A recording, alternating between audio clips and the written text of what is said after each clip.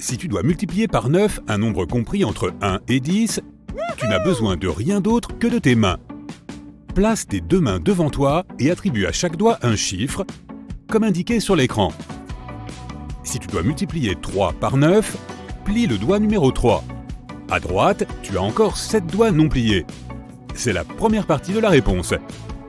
À gauche, il ne reste que 2 doigts non pliés, ce qui constitue la deuxième partie de la réponse. Et voilà, 9 fois 3 égale 27.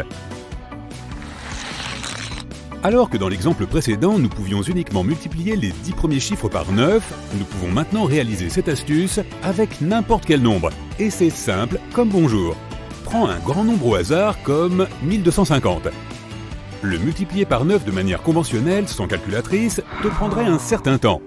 Pour simplifier, il suffit d'ajouter un 0 à la fin et de soustraire le nombre original.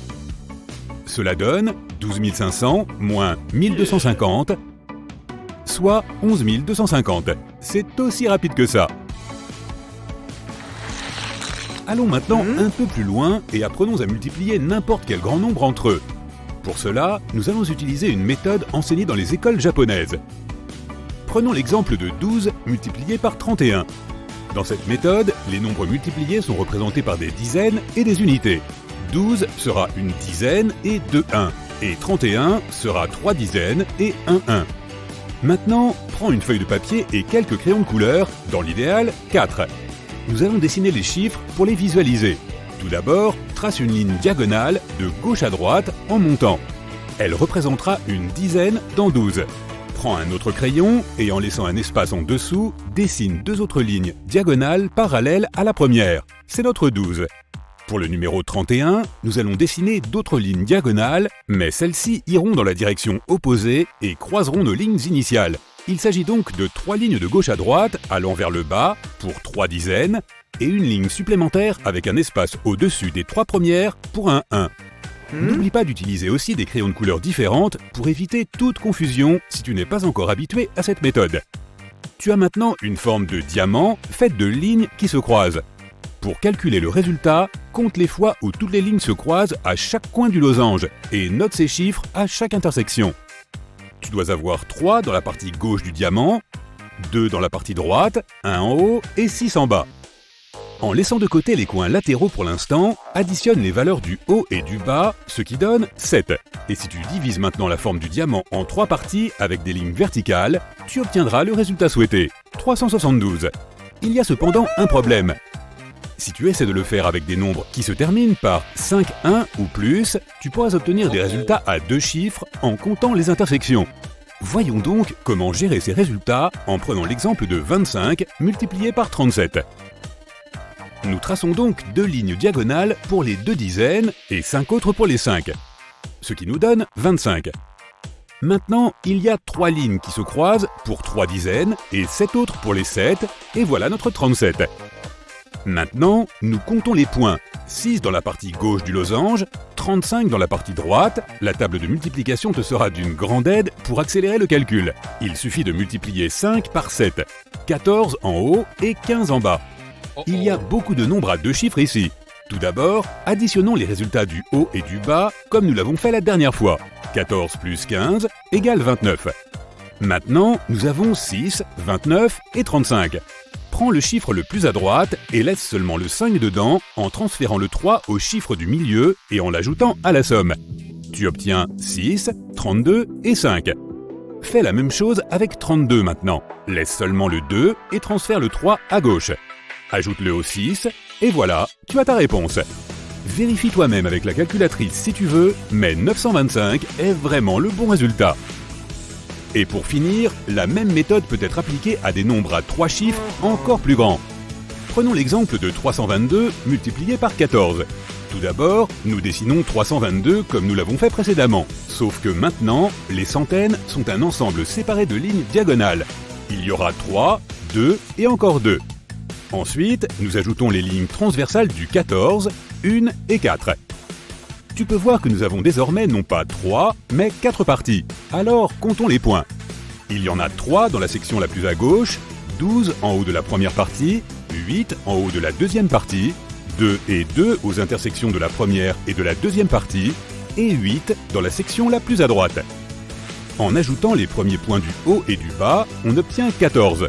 Et en ajoutant les seconds, on obtient 10.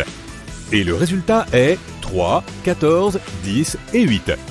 Et maintenant, tu sais déjà ce qu'il faut faire. Transférer le 1 de 10 à gauche, l'ajouter à 14, puis transférer le 1 du 15 obtenu à gauche aussi, et voilà, la réponse est 4508. La table de multiplication se termine avec 10 et la plupart des gens finissent par la mémoriser tôt ou tard. Mais il existe aussi un moyen d'aller plus loin et d'apprendre à multiplier par 11 tout aussi rapidement. Prenons l'exemple de 34 et multiplions-le par 11. Tout d'abord, il faut séparer les chiffres en faisant 3 et 4 avec un espace entre eux. Dans cet espace, mets la somme de ces deux chiffres.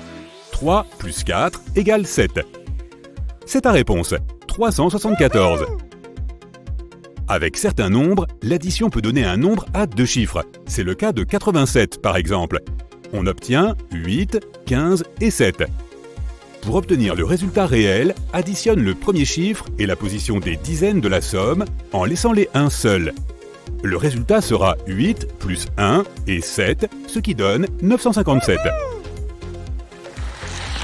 Si tu connais suffisamment bien la table de multiplication, trouver les pourcentages sera un jeu d'enfant.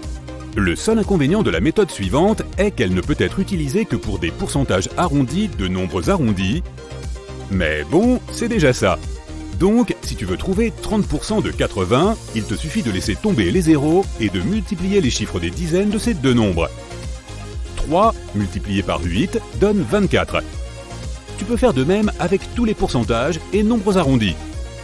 60% de 30 sera 6 multiplié par 3, soit 18.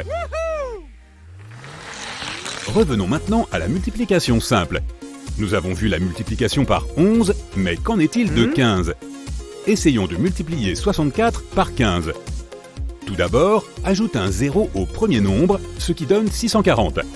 Maintenant, divise-le par 2, ce qui donne 320. Et ensuite, ajoute les deux nombres que tu as obtenus. 640 plus 320 égale 960. Tu peux le vérifier à l'aide de la calculatrice, mais le principe est facile à comprendre. Tu multiplies d'abord ton nombre par 10, puis par 5, qui est la moitié de 10, tu comprends, et tu additionnes ces nombres. Une méthode similaire s'applique à la multiplication d'un nombre par 20, 30 ou tout autre nombre rond. Tout d'abord, ajoute un 0 à ton nombre, ce qui nous donne 410. Supposons que tu veuilles multiplier 41 par 30. Tout d'abord, ajoute un 0 à ton nombre, ce qui nous donne 410. Maintenant, multiplie-le par 3 et tu obtiendras 1230. En réalité, la multiplication se résume à un certain nombre d'additions effectuées à la suite. Essayons de multiplier 16 par 9. 16 est 2 fois 8, ce qui transforme notre problème en 2 fois 8 fois 9. Comme 8 fois 9 donne 72, il nous suffit d'ajouter 72 à un autre 72, ce qui nous donne 144. Passons à la vitesse supérieure et multiplions des nombres à deux chiffres entre eux. Disons 18 fois 12. Nous pouvons décomposer ces deux nombres en 2 fois 9 et 2 fois 6.